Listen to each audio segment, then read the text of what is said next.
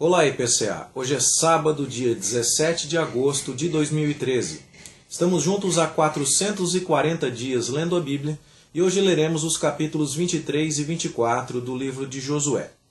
Nestes capítulos, depois de a terra ter sido distribuída, depois de os guerreiros terem sido orientados a voltarem à sua casa, os guerreiros das 2,5 tribos da Transjordânia, nós teremos o desfecho do livro com a renovação da aliança.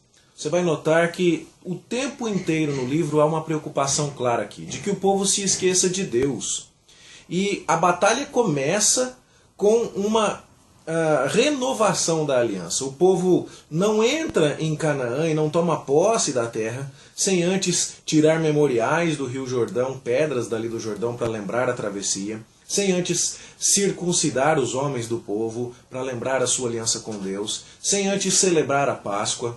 E aí então há a batalha de Jericó, que você se lembra, há a derrota em Ai, e logo que o povo já sofre a primeira experiência da derrota, a aliança é renovada com aquela cerimônia nos montes Ebal e Gerizim. E nós temos então, durante todo o livro, a ideia de que o povo precisa se lembrar de quem é o seu dono, se lembrar de manter-se fiel a Deus para prosseguir nesse descanso, nesse repouso e nessa posse da terra prometida, conforme Deus lhes havia assegurado. Então, depois de ter feito tudo o que precisava ser feito, depois de ter inclusive autorizado os homens das 2,5 tribos da Transjordânia a que voltassem ao seu lugar, há uma renovação aqui final da aliança no livro de Josué. Representantes de todo Israel agora se congregam, mas curiosamente não se congregam em Siló, que era a cidade onde o tabernáculo estava armado. Eles vão se congregar em Siquém, como vemos no capítulo 24, verso 1. A terra de Siquém era particularmente simbólica, porque ali Abraão havia tido um lugar de retorno a Deus em todas as circunstâncias problemáticas da sua vida.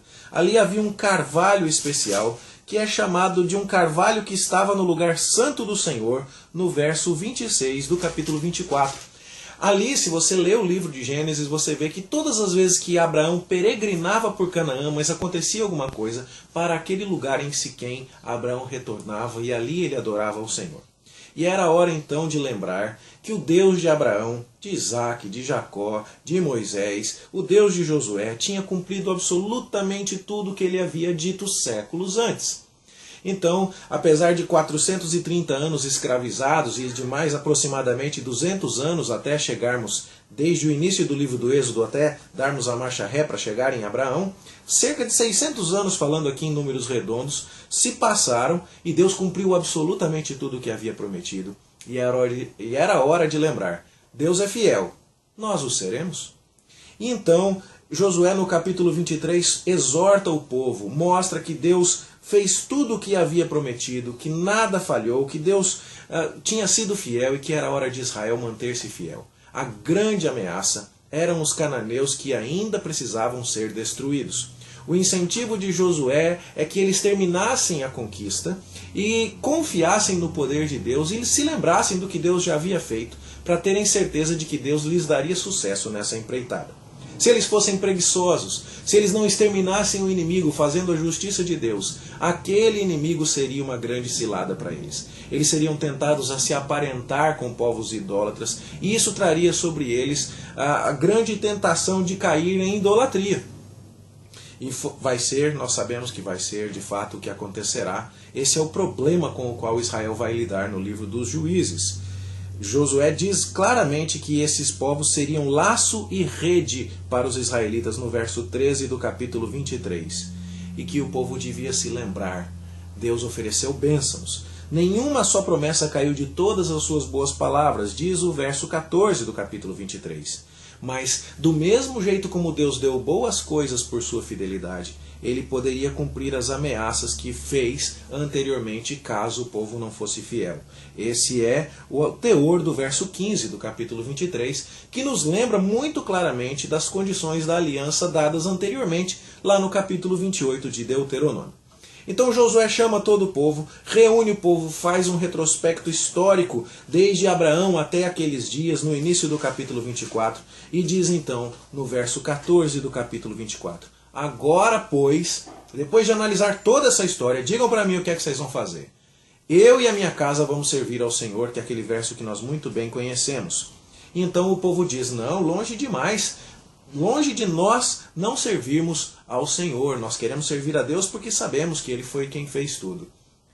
E aí então Josué diz, bom, mas vocês não vão poder servir a Deus de maneira dividida. Deus é ciumento, Deus é zeloso. E vocês então serão testemunhas contra vocês mesmos disto que vocês estão prometendo. E eles dizem, é isso mesmo que nós queremos.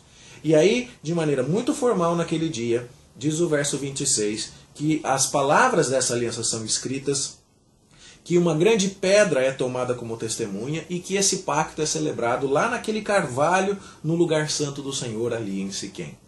Faz pouco sentido para nós tomar uma pedra como testemunha, né? Nós estamos acostumados a ter as pessoas como testemunhas, porque para nós uma pessoa é capaz de contar o que viu.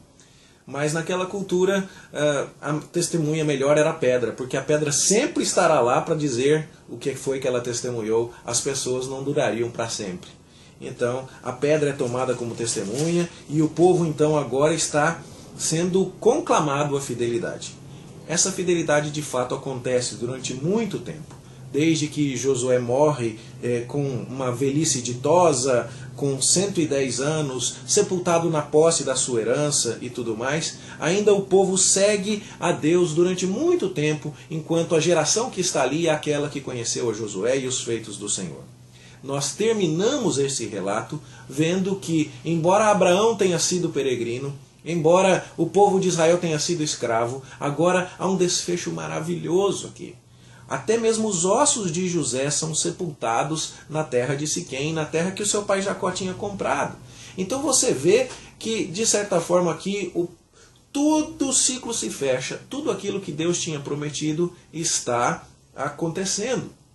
É claro que essa possessão perpétua ainda não aconteceu até hoje, não é? Mas por que não aconteceu?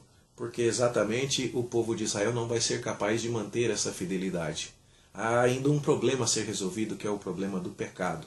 Vai ser necessário um outro Josué, o Senhor Jesus Cristo, para resolver o problema do pecado e nos introduzir no descanso definitivo. No entanto, para a história de Israel, nós temos aqui o desfecho de um capítulo muito belo, que não vai ser o final da história, por conta da infidelidade que nós vamos começar a ler e a conhecer a partir do livro de Juízes. Nesta hora, no entanto, o destaque que nos cabe: Deus cumpre as suas promessas e nós temos o desafio da fidelidade.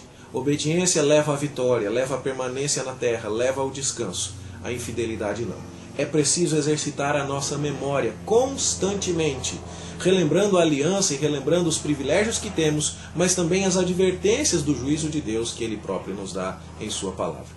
Que esta seja uma ocasião de memória para nós e que nos lembremos de renovar o nosso compromisso de fidelidade para com o Senhor, de tal maneira que, através de nossa obediência, colhemos bênçãos daquele que é fiel. Vamos orar? Senhor, nós te agradecemos por ver que o Senhor cumpre as suas promessas, por ver que o Senhor deu a Israel tudo o que prometeu. E pedimos ao Senhor que o nosso coração seja renovado em fidelidade, em desejo de te obedecer, assim como aquela geração experimentou o descanso naquela terra. Que o Senhor nos livre da tentação, da preguiça, da tentação da mistura com aquilo que não é da tua vontade, para que não experimentemos as derrotas amargas que Israel veio experimentar depois nos dias dos juízes. Guarda o nosso coração. Lembra-nos da aliança que temos contigo em Cristo Jesus e santifica-nos para o nosso próprio bem, para a tua glória. É o que nós te pedimos em nome do Senhor Jesus. Amém. Boa leitura, bom estudo para você. Até amanhã na igreja, se Deus quiser. Segunda-feira a gente retorna, se Deus nos permitir, quando começaremos a leitura de Juízes. Até lá.